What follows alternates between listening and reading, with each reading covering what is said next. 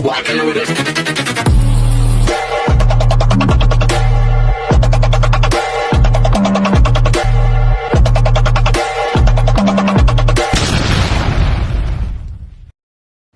Hi everyone! Good evening! I'm back! It's your Mama Sam dito sa Sam Sam TV. Kamusta naman kayo?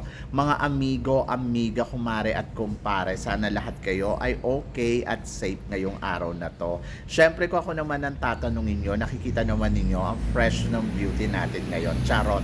So yun, kararating ko lang galing school. So yun nga, sinundan ko dito sa swimming pool kasi nga yung susi ng bahay. Yon. Anyway, so parang feeling ko yung upuan dito bumaba. Ang tagal ko nang hindi nauupo dito, nakakaloka. Lumipat nga tayo kasi masyadong flat, charot. So yon, anyway. Yan. So yon, so syempre natapos na yung araw natin today. Today is Thursday.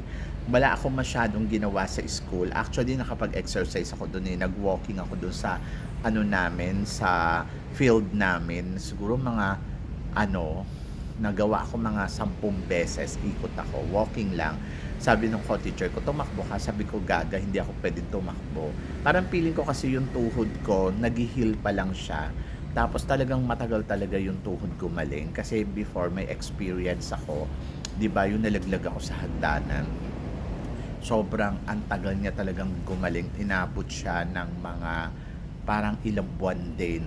Tapos hanggang sa nawala na lang siya. So yon. Tapos ngayon, ayoko naman siyang puwersahin kasi okay na, naaakyat ko na siya ng hagdanan, nabababa ko na ng hagdanan. Ayoko lang i-force kasi nga baka instead na gumaling na siya ay magkaroon pa ng problema, di ba? So yon, kaya walk lang ako kanina. Tapos talagang ramdam ko, pinagpawisan ako, in fairness, di ba? So yun, so nag-retouch pa naman ako kanina bago ako mag-walk. Tapos parang feeling ko, ayan, nalaspag na yung beauty ko, charot. Laspag talaga. So eto na, so syempre yung usapan natin ngayon about sa Miss Universe pa din. Syempre yun yung ongoing na pageant. Doon naman sa Miss International, wala namang masyadong ganap. Naghihintay lang tayo ng resulta. Tapos dito naman sa Miss Earth, ayun na, malapit na siya sa September 9. November 9. November 9 yung coronation. So, konting tiis na lang. Malalaman na natin yung sinong magwawagi dyan.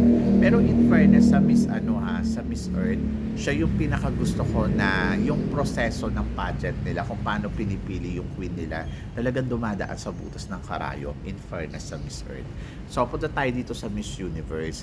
So, kanina, ayun, may nakita na tayong picture na magkasama si Chelsea Manalo at saka ito nga si Oppo at saka si Miss Peru na si Tatiana.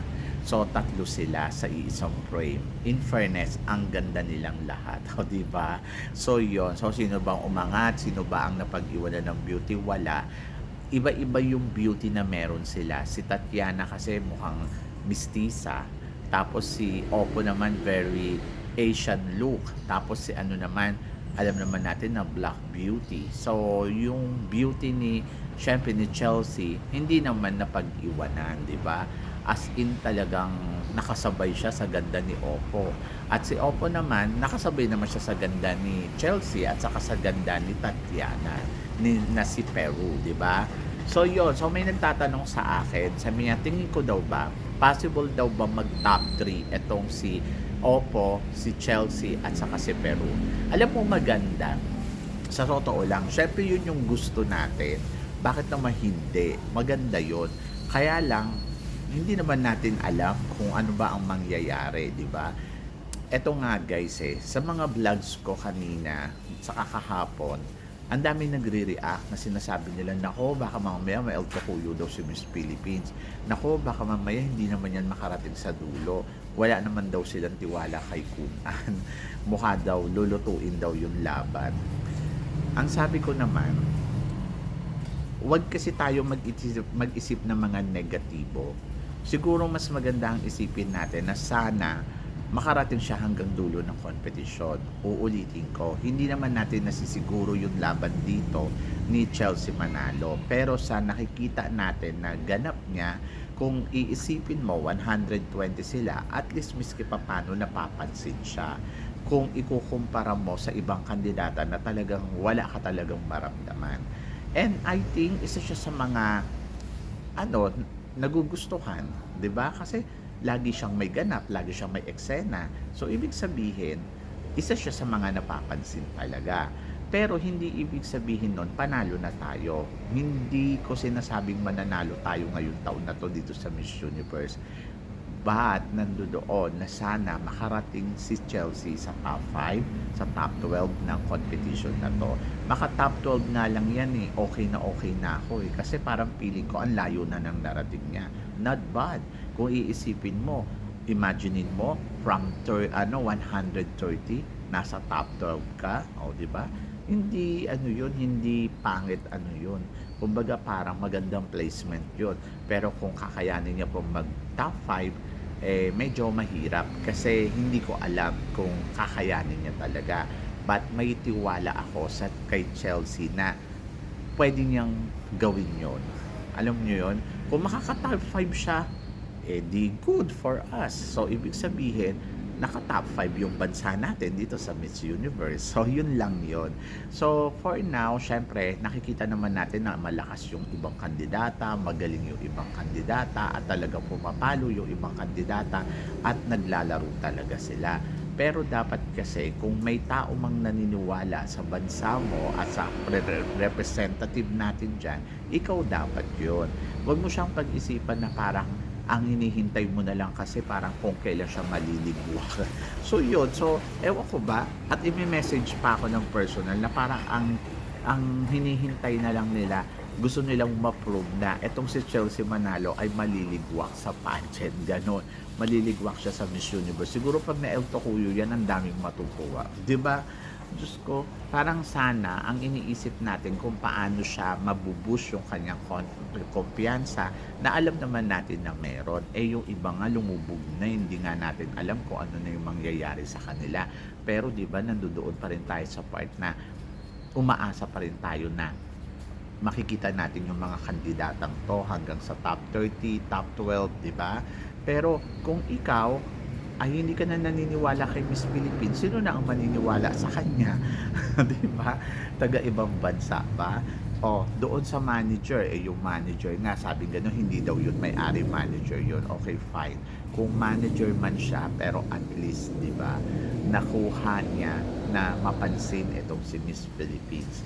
Dapat gano'n din tayo, ma-appreciate natin. Kasi yun yung inilalaban niya. Hindi yung parang lagi tayong galit kay Miss Philippines na parang kala mo may ginawa sa atin. Yes, yung iba hindi naniniwala, hindi kay Miss Philippines, kundi kay Kun An. But si Kun An naman ay hayaan na natin yan. So, up to her. Kasi syempre, di ba, kung palagay natin gumagawa siya ng hindi maganda, eh may palit naman yon. Basta ang importante ay makaariba, makapalo yung pambato natin man lang sana hanggang top 12. Ayun yung abangan natin.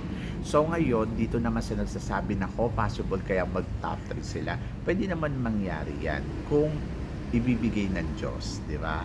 Kasi bakit hindi? Malay natin, di ba? So ang ganda nilang tignan.